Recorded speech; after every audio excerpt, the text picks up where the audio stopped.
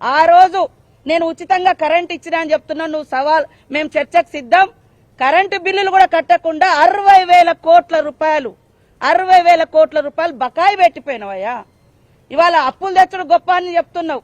ఇవాళ మొత్తం అమ్మేసి అప్పులు చేసి ఇవాళ ఆ భారం అంతా ఈ ప్రభుత్వం మీద మోసి ఇవాళ మొసలి కన్నీరు, ఒక నియంత వచ్చి మొసలి కన్నీరు గారుస్తున్నారు. 10 ఏళ్లలో నువ్వు ధర్నా చౌకను కూడా ఉంచలేదు.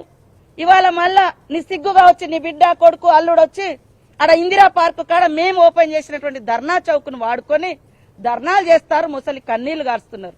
ఇవాళ బహిరంగ సభను అడ్డుకోవడానికి ప్రయత్నించడం అంటున్నారు. మేము అడ్డుకునే ప్రయత్నం చేస్తే ఆ సభ జరుగునా, ఆ స్థలం నీకు వచ్చినా, అక్కడ అనేక వాగులు, అదేవిధంగా చెరువులు, కాలువలు, గవర్నమెంట్ కాలువలు కూడా నిస్సిగ్గుగా పూర్తి చేసి ఇవాళ మరి సభ పెట్టుకున్నారంటే ప్రభుత్వం ఒక ప్రజాస్వామిక ప్రభుత్వం కాబట్టి ఆలోచించి ఇవాళ పర్మిషన్ ఇస్తే ఇవాళ ముసలి కన్నీళ్లు గార్చడం కోసం రాష్ట్రం ఆగమైంది. రాష్ట్రం ఎందుకు ఆగమైందా?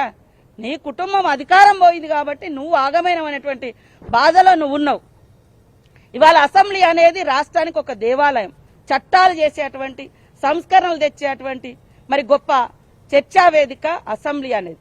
కానీ ఈరోజు అసెంబ్లీని కూడా సొల్లు కబురు అన్నావంటే, అంటే సొల్లు కబురు అన్నటువంటి ఈ మాజీ ముఖ్యమంత్రికి, ఈ కేసీఆర్ కు మళ్లీ అసెంబ్లీలో అడుగుపెట్టే అర్హత ఉందా? అసలు ఆ పార్టీ వాళ్ళు అసెంబ్లీలో అడుగుపెట్టే అర్హత ఉందా నేను అడుగుతున్నా. అంటే మీకు అధికారం ఉంటేనే అసెంబ్లీకి వస్తారు, అధికారం లేకుంటే అసెంబ్లీకి రావంటే అసలు నువ్వేం నాయకుడు అంటున్నా?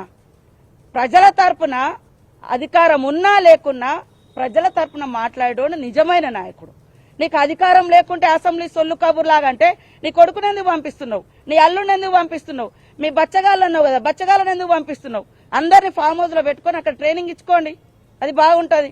కాబట్టి ఈ రోజు కేసీఆర్ బాధ అంతా అధికారం పోయిందని తప్ప నిజంగా ఒక్కటంటే ఒక్కటి ఈ రాష్ట్రానికి ఉపయోగపడేది గాని వాస్తవాలు గాని ఆయన మాట్లాడలేకపోయిండు. ఒక నియంత అధికారం కోల్పోయిన తర్వాత ప్రజల్లోకి వస్తే ఎలా మొసలి కన్నీరు గాస్తాడో దానికి ప్రత్యక్ష సాక్ష్యం కేసీఆర్ ప్రసంగం. ఇంతకంటే అందులో ఏమీ లేదు, పసలేదు.